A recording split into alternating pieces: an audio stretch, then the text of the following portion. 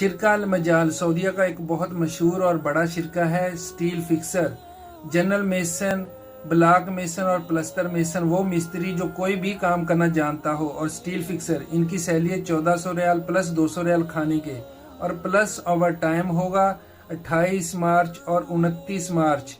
इसके अलावा 27 मार्च कल भी अगर चला जाए तो उसकी भी सिलेक्शन हो जाएगी। 27, 28 और 29 मार्च को इनकी सिलेक्शन होगी शिरका अल मजाल में।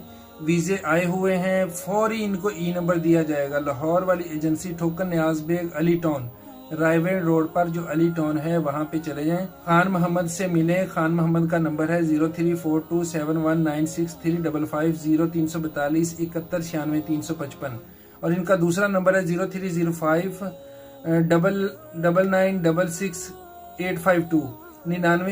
852 ये दूसरा नंबर है। इन पे फौरी राब्ता कर लें। जो भाई स्टील फिक्सर का काम जानता है या मेसन का काम जानता है, इनके छोटे से टेस्ट इंटरव्यू होंगे और इनके बाद फौरी इनकी सिलेक्शन हो जाएगी। 3,85,000 रुपया इसका टोटल खर्चा आएगा। 3,85,000 कंपनी रहायश, मेडिकल और ट्रांसपोर्टेशन कंपनी प्रोवाइड करेगी।